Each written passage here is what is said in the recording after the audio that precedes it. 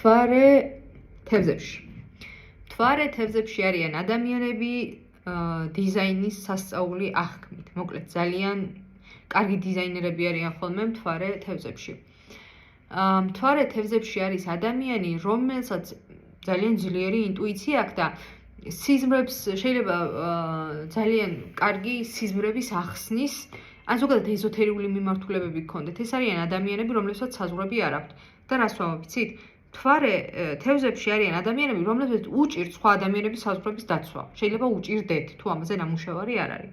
ამიტომ აქ უნდა ვისწავლოთ ეს აუცილებლად რა, იმიტომ რომ შეიძლება ისე დაგირღვიონ, თქვათ, ანუ შეიძლება კარგი ის ქონდეს, კარგი შინაგანი ხმა თუ როგორ თქვა, ანუ კარგი უნდოდეს, მაგრამ ფაქტიურად დაგირღვიოს საზღვარი რა.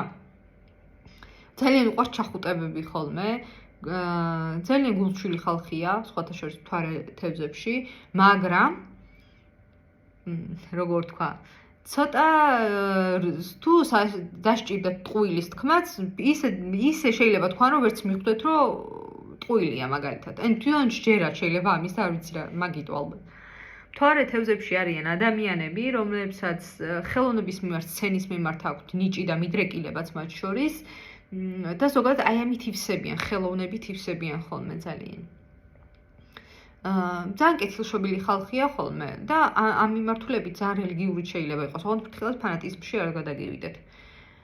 მთვარე თევზებში არიან ადამიანები, რომლებსაც უნდათ რომ მათ ხედავდნენ. ანუ ის უნდა გრძნობდეს, რომ ის საჭიროა, საჭირო რაღაც, ანუ საჭირო ადამიანია, საჭირო რაღაცებს აკეთებს. და ანუ ყველა უნდა საუბრობდეს მასზე, რომ ირა კარგი ადამიანია, ირა კარგი რაღაც გააკეთა, ანუ აი ესეთი თემატიკა შეიძლება იყოს. მოკლედ ესე, მადლობა და იქნებ სხვა დროს ახლა დროში უნდა ჩავეტიო უბრალოდ. სხვა დროს იქნებ კიდე შევეხოთ ამ საკითხს, ან ეთერები შეიძლება გამომართოთ, ნახოთ როგორ იქნება. დაუსრულებელი საკითხია ზოგადად ეს ნიშნები და პლანეტების ნიშნებში ყოფნა. აბა თქვენ იცით.